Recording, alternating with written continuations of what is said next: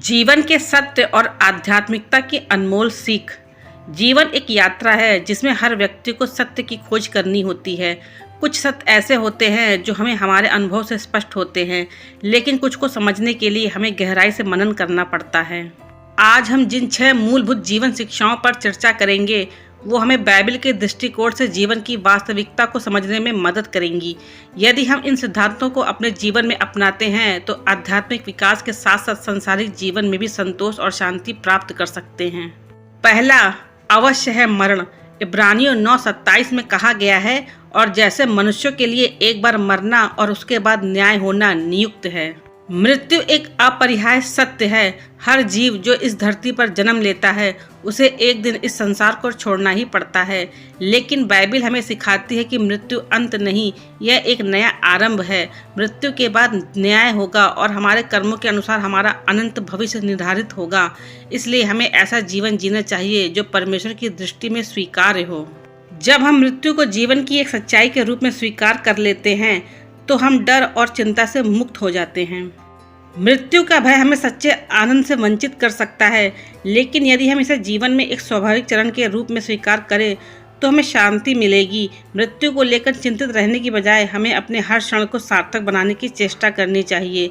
जो व्यक्ति मृत्यु से डर कर जीता है वह वास्तव में जीता ही नहीं है। इसलिए मृत्यु का सामना करने के लिए हमें न केवल मानसिक रूप से तैयार रहना चाहिए, बल्कि ऐसा जीवन जीना चाहिए कि जब हमारा समय आए तो हमें कोई पछतावा ना हो।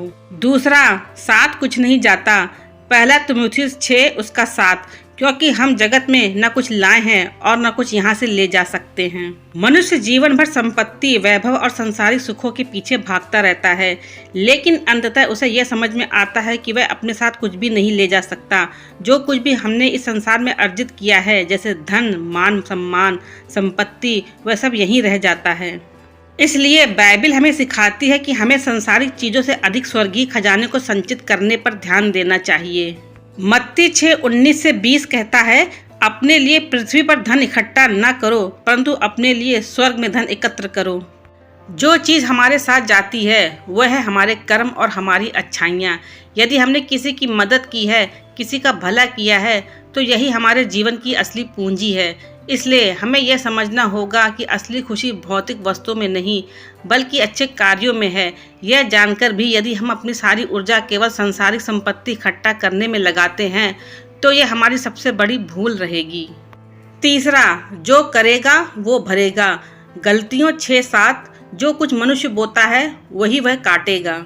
यह एक आध्यात्मिक और नैतिक नियम है। जो हम करेंगे उसका परिणाम हमें अवश्य मिलेगा। यदि हम भलाई करेंगे तो हमें भलाई प्राप्त होगी, यदि हम बुराई करेंगे तो उसका दुष्परिणाम हमें ही भुगतना पड़ेगा। परमेश्वर निष्पक्ष है, वो किसी के साथ अन्याय नहीं करते।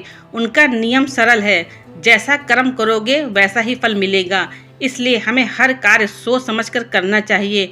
कोई भी बुरा कर्म हमें अस्थायी सुख तो दे सकता है, लेकिन उसका दंड अवश्य मिलेगा। इसी तरह अच्छे कर्मों का प्रतिफल देर सवेर हमें जरूर मिलता है। बाइबल हमें सिखाती है कि हमें अपने कर्मों के प्रति सतर्क रहना चाहिए। ईश्वर न्यायी है और वह प्रत्येक व्यक्ति को उसके कर्मों के अनुसार फल देगा। इफिसियों 6:8 में कहा गया है, हर एक जन जो भलाई करेगा वह प्रभु से प्रतिफल पाएगा। इसलिए हमें अपने जीवन में सदैव नेक कामों को करने की प्राथमिकता देनी चाहिए ताकि हम परमेश्वर के अनुग्रह और आशीर्वाद के अधिकारी बन सके। चौथा, जहाँ उलझो वहीं सुलझो। मत्ती 5 उसके 23 से 24 में कहा गया है, यदि तेरा भाई तुझसे कुछ विरोध रखता हो तो पहले जाकर उससे मेल कर। जीवन में समस्याएं और उलझनें स्वाभाविक हैं, लेकिन बाइबल हमें सिखाती है कि हमें अपने संघर्षों से भागना नहीं चाहिए, बल्कि उन्हें वही सुलझाना चाहिए जहां वे उत्पन्न हुई हैं। अक्सर हम किसी विवाद से बचने के लिए उसे टाल देते हैं, लेकिन ऐसा करने से समस्या और बढ़ जाती हैं। प्रभु यीशु हमें सिखाते हैं कि हमें मेल मिलाप के मार्ग को अपनाना चाहिए और जहां भी मतभेद हो उन्हें प्रेम और समझदारी से सुलझाना चाहिए। रोमियो 12:18 कहता है, यदि संभव हो तो जहां तक तुम्हारा बस चले सब मनुष्यों के साथ मेल मिलाप से रहो। जब हम अपनी उलझनों को प्रेम और धैर्य से सुलझाते हैं तब हमें शांति मिलती है और हमारा जीवन अधिक सुखमय हो जाता है। पांचवा, जो है उसमें संतोष रखो। इब्रानियों 13:5, जो कुछ तुम्हारे पास है उसी में संतोष रखो। संतोष एक महान गुण है। आज के युग में लोग अधिक पाने की चाह में असंतुष्ट रहते हैं, लेकिन बाइबिल हमें सिखाती है कि हमें जो कुछ मिला है उसमें संतोष करना चाहिए और परमेश्वर पर विश्वास रखना चाहिए। पहला तीमुथियुस 6 उसके 6 में लिखा है, परंतु भक्ति के साथ संतोष बड़ी कमाई है। जब हम संतोषी होते हैं तब हमारा मन शांत रहता है, हम परमेश्वर की आशीषों को पहचानने में सक्षम होते हैं। छठा, परमेश्वर हमारे बिना भी परमेश्वर है, मगर हम परमेश्वर के बिना कुछ भी नहीं। यूहन्ना 15:5 कहता है, मैं दाखलता हूँ, तुम डालियाँ हो। जो मुझ में बना रहता है और मैं उसमें, वही बहुत फल लाता है, क्योंकि मुझसे अलग होकर तुम कुछ भी नहीं कर सकते। परमेश्वर सर्वशक्तिमान और शाश्वत है। वह हमारे बिना भी अस्तित्व में है, लेकिन हम उनके बिना कुछ भी नहीं हैं।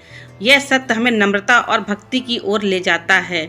जब हम अपने बल पर जीने की कोशिश करते हैं तब हमें संघर्ष और निराशा का सामना करना पड़ता है, लेकिन जब हम परमेश्वर पर भरोसा रखते हैं तो वे हमें मार्गदर्शन और शक्ति प्रदान करते हैं। नीति वचन 3:5 कहता है, तेरा भरोसा यहोवा पर हो और अपनी समझ का सहारा न ले। इसलिए हमें यह स्वीकार करना चाहिए कि हमारी सारी बुद्धि, शक्ति और सफलता परमेश्वर की कृपा पर निर्भर है। इन 6 सिद्धांतों में जीवन की सबसे महत्वपूर्ण सच्चाइयाँ छिपी हुई हैं।